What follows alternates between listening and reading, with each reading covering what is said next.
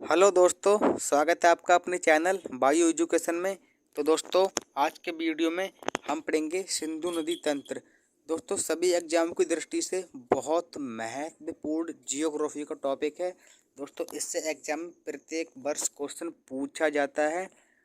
और बाकी दोस्तों, यूपीएससी के लिए तो ये बहुत ही महत्वपूर्ण टॉपिक है, क्योंकि दोस्तों यूपीएससी में नदियों से संबंधित बहुत सारे क्वेश्चन पूछे जाते हैं, जिसमें दोस्तों सिंधु नदी तंत्र अपने आप में महत्वपूर्ण रहता है। तो दोस्तों, जियोग्राफी का बहुत ही महत्वपूर्ण टॉपिक है सिंधु नदी तंत्र।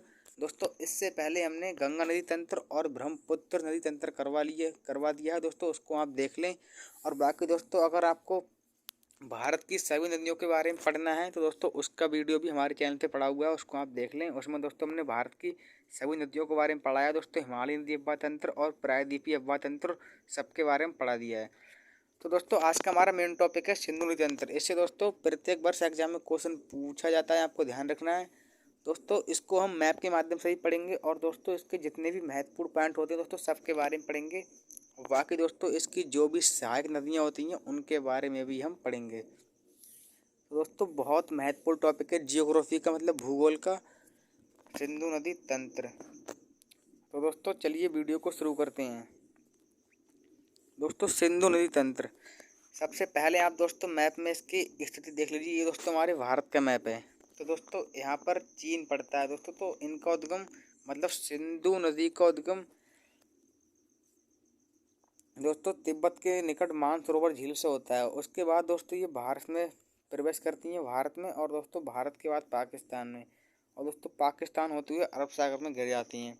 दोस्तों, अरब सागर में गिरने से पहले इसमें कुछ प्रमुख सहायक नदियाँ इसकी मिलती हैं, तो दोस्तों उनके बारे में भी हम पढ़ेंगे। तो ये दोस्तों आपको हमने मैप के माध्यम से कुछ इसकी महत्वपूर्ण जानकारी दी। दोस्तों वही हम नीचे पढ़ेंगे कि दोस्तों सिंधु नदी 3 देशों में होकर बहती है, चीन, भारत और पाकिस्तान।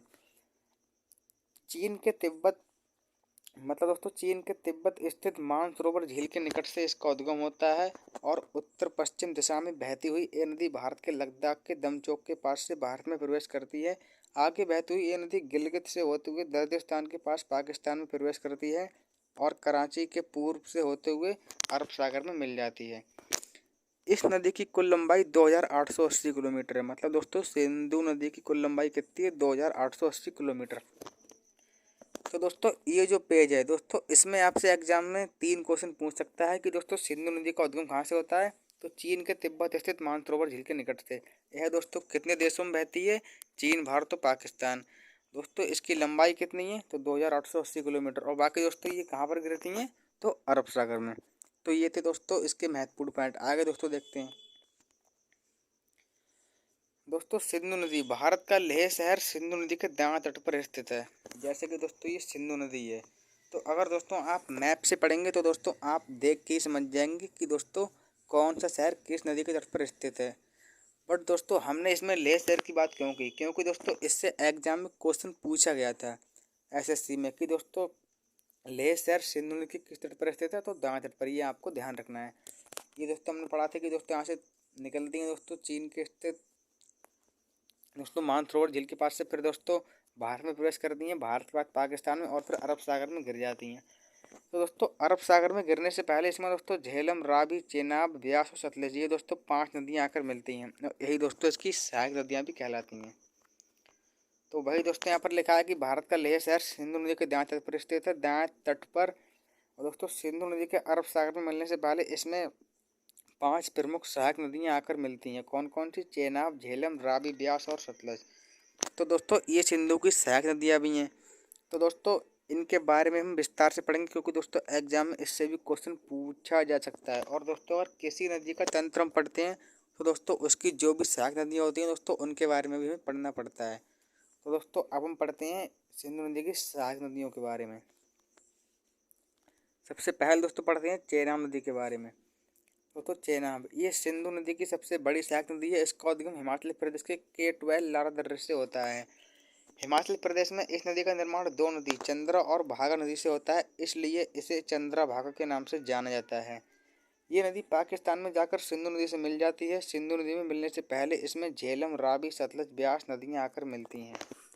तो ये दोस्तों हमारा दोस्तों ये सिंधु नदी है, यहाँ पर दोस्तों ये चेनाब नदी है, इसका उद्गम हो रहा है और फिर ये दोस्तों सिंधु नदी में मिल जाती है, ये भी आपको ध्यान रखना है। तो दोस्तों एग्जाम में आपसे क्या क्वेश्चन पूछ सकता है यहाँ पर कि दोस्तों इसका उद्गम कहाँ से होता है। दोस्तों इसका उद्गम मतलब दोस्तों जो चेनाब नदी है इसका उद्गम हिमाचल प्रदेश के केटवा लारा दर्रे से होता है। और दोस्तों ध्यान रखने की बात है कि यही सिंधु नदी की सबसे बड़ी सहायक नदी है, कौन सी, चेनाब। दोस्तों इसका निर्माण दोनों नदियों से होता है, मतलब चेनाब का चंद्रा और भागा, इसीलिए दोस्तों इसे चंद्रा भागा के नाम से भी जाना जाता है।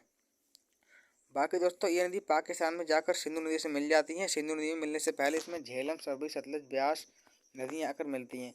दोस्तों एग्जाम में आपसे क्वेश्चन पूछ सकता है कि सिंधु नदी में चेनाब नदी किस देश में मिलती है, तो कहाँ मिलती है, पाकिस्तान में। और दोस्तों इसका उद्गम तो होता है भारत से, भारत के दोस्तों हिमाचल प्रदेश राज्य है उसके केटवा लारा दर्रे से, ये भी आपको ध्यान रखना है। बट दोस्तों ये सिंधु नदी मिलती है पाकिस्तान से। तो ये थी दोस्तों चेनाब नदी के बारे में महत्वपूर्ण बातें। आगे दोस्तों देखते हैं, आगे दोस्तों हम पढ़ते हैं झेलम और रावी नदी के बारे में, जो दोस्तों इसकी सहायक नदियाँ हैं और दोस्तों चेनाब की सहायक नदियाँ हैं। बट दोस्तों मेन रूप से ये चेनाब की ही सहायक नदियाँ हैं, ये आपको ध्यान रखना है। तो दोस्तों ये मैप में इसकी स्थिति एक बार देख लेते हैं। ये दोस्तों चेनाब नदी है, बाकी ये दोस्तों झेलम और दोस्तों रावी नदी है, आपको ध्यान रखना है।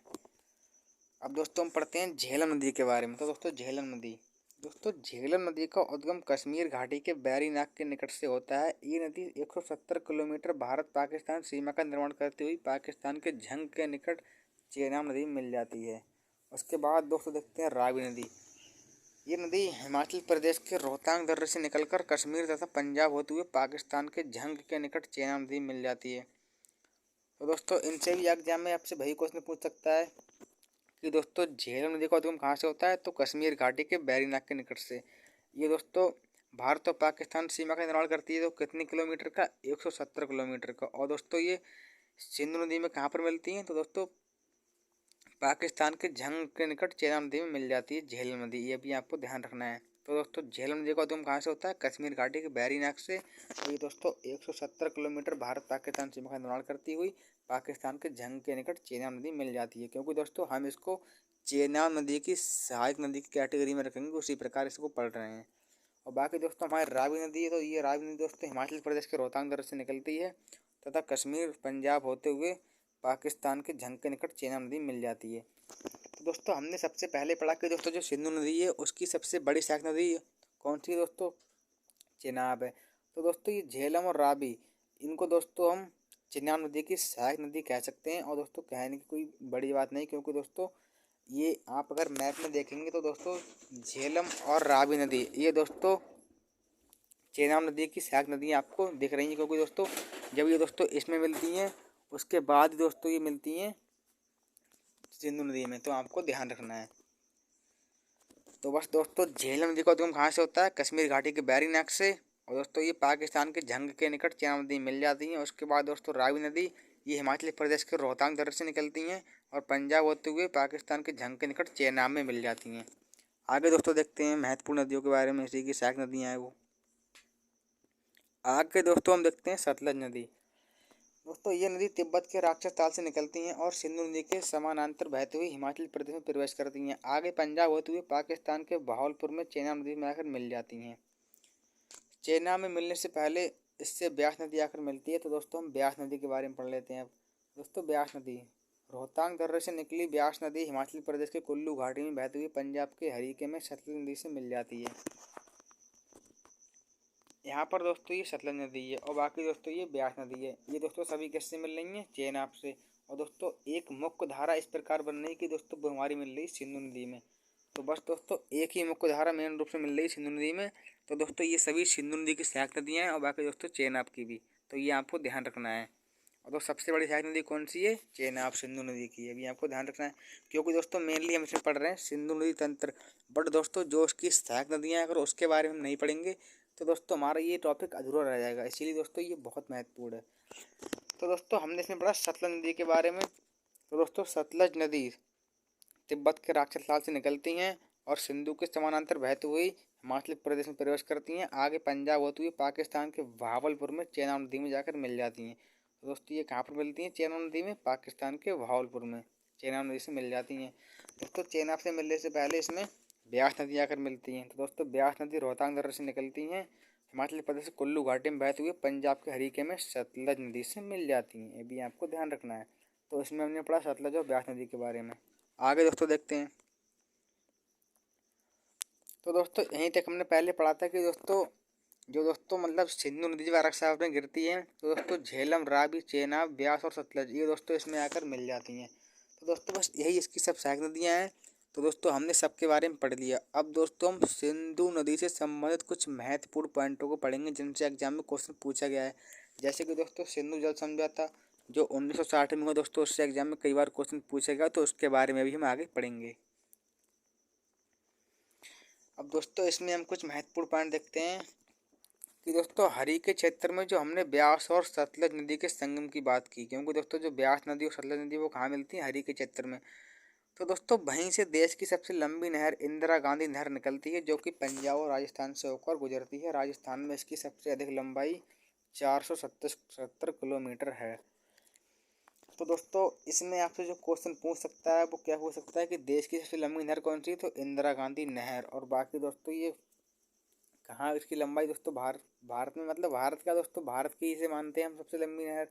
तो दोस्तों ये दोस्तों कहाँ से निकलती है, जहाँ पर सतलज और ब्यास का संगम होता है हरी के क्षेत्र में, तो दोस्तों वहीं से इंदिरा गांधी नहर निकलती हैं और दोस्तों पंजाब और राजस्थान में होकर गुजरती हैं। राजस्थान में इसकी सबसे लंबाई सबसे अधिक है, वो कहती है 470 किलोमीटर। तो दोस्तों आपसे क्वेश्चन पूछ सकता है कि इंदिरा गांधी नहर की सबसे अधिक लंबाई कहाँ पर है, तो वो राजस्थान में। राजस्थान दोस्तों भारत का एक राज्य है, ये भी आपको ध्यान रखना है। दोस्तों लंबाई कितनी राजस्थान में, 470 किलोमीटर। ये दोस्तों हमारी इंदिरा गांधी नहर है, ये भी आपको ध्यान रखना। दोस्तों मेन रूप से राजस्थान है, क्योंकि दोस्तों क्षेत्रफल की दृष्टि से भारत का सबसे बड़ा राज्य कौन सा है, राजस्थान। तो दोस्तों यहीं हरी के क्षेत्र से इंदिरा गांधी नहर का उद्गम होता है, आपको ध्यान रखना है। क्योंकि आपसे एग्जाम में क्वेश्चन पूछ सकता है कि इंदिरा गांधी नहर का उद्गम कहाँ से होता है, तो हरी के क्षेत्र से। इसके बाद दोस्तों हम पढ़ेंगे अब इसमें महत्वपूर्ण पॉइंट के दोस्तों पाकिस्तान के बहावलपुर में जब सतलज नदी चेनाब नदी से मिलती हैं, तब ये चेनाब में मिलकर पंचनद नदी का निर्माण करती है। मतलब सिंधु नदी में मिलने से पहले 45 किलोमीटर तक ये पांचों नदियाँ यहाँ आकर एक हो जाती हैं, मतलब या एक हो जाती हैं दोस्तों, एक होकर आगे बहती हैं। तो दोस्तों पाकिस्तान के जो बहावलपुर में सतलज और चेनाब नदी मिलती है, तभी दोस्तों नदी मिलकर पंचनद नदी का निर्माण करती हैं। मतलब सिंधु नदी में मिलने से पहले 45 किलोमीटर तक ही पांचों नदियाँ यहाँ एक होकर आके बहती हैं दोस्तों, उससे पहले नहीं बहती हैं। और दोस्तों यहाँ पर होकर एक बहती हैं, एक होकर बहती हैं, अभी आपको ध्यान रखना है। ये दोस्तों पंचनद नदी, क्योंकि दोस्तों जब इन सभी नदियों की एक मुख्य धारा बनती है तो वो दोस्तों मिलती है सिंधु नदी की धारा में। तो भाई दोस्तों इसमें ये पांचों नदियाँ मिलकर पंचनद नदी का निर्माण करती हैं, ये भी आपको ध्यान रखना है। तो इसमें हमने पढ़ा इंदिरा गांधी नहर के बारे में, जो हरी के क्षेत्र से निकलती हैं, सबसे अधिक लंबाई उसकी कहाँ पर है, राजस्थान में 470 किलोमीटर। आगे दोस्तों देखते हैं कुछ महत्वपूर्ण पॉइंट। दोस्तों आप इसको मज़े से पढ़ें, क्योंकि दोस्तों आप देखिए पूरा 3D इमेजिनेशन है, और बाकी दोस्तों ये हमारा मैप भी इसमें है, तो आपको ध्यान रखना है, बहुत महत्वपूर्ण है, ध्यान से पढ़ना है और नोट्स अपने जरूर बनाने हैं। तो दोस्तों आगे कुछ देखते हैं महत्वपूर्ण पॉइंट। दोस्तों हमने अभी आपसे कहा था कि हम पढ़ेंगे सिंधु जल समझौते के बारे में। तो दोस्तों भाई अब हम पढ़ेंगे इसमें सिंधु जल समझौता। दोस्तों पानी के वितरण के लिए 1960 में हुई भारत और पाकिस्तान के बीच हुई एक जल संधि है। इस समझौते के अनुसार 3 पूर्वी नदियों ब्यास, रावी और सतलुज का नियंत्रण भारत को तथा 3 पश्चिमी नदियां सिंधु, चिनाब और झेलम का नियंत्रण पाकिस्तान को दिया गया। दोस्तों इन समझौतों का जो मेन मतलब है दोस्तों भाई यही है कि दोस्तों जैसे कुछ नदियाँ तो भारत में बहती हैं और दोस्तों पाकिस्तान में भी भारत की, बट दोस्तों कुछ नदियाँ ऐसे भी हैं जो दोस्तों भारत में भी बहती हैं, पाकिस्तान में भी बहती हैं। तो दोस्तों अगर भारत उन नदियों को रोक दे, क्योंकि दोस्तों पाकिस्तान के साथ हमारी सबसे ज़्यादा रहती है दुश्मनी भारत की, तो दोस्तों अगर भारत उन नदियों का मार्ग रोक दे तो दोस्तों पाकिस्तान में पानी की कमी पड़ जाएगी। और अगर दोस्तों पाकिस्तान रोक दे तो दोस्तों भारत में भी थोड़ी कमी पड़ सकती है पानी की। हालांकि दोस्तों भारत में इतनी कमी पानी की नहीं है। तो दोस्तों इसी के लिए 1960 में सिंधु जल समझौता हुआ, जिसमें दोस्तों 3 जो पूर्व नदियाँ थीं ब्यास, रावी और सतलज, दोस्तों उनका नियंत्रण भारत को मिला। और बाकी दोस्तों 3 पश्चिमी नदियाँ सिंधु, चिनाब और झेलम, इनका नियंत्रण किसे मिला, तो वो पाकिस्तान को मिला। तो बस दोस्तों यही था हमारा सिंधु जल समझौता। एग्जाम में इससे क्वेश्चन पूछा गया था, इसीलिए ये बहुत महत्वपूर्ण है, ये भी आपको ध्यान रखना है।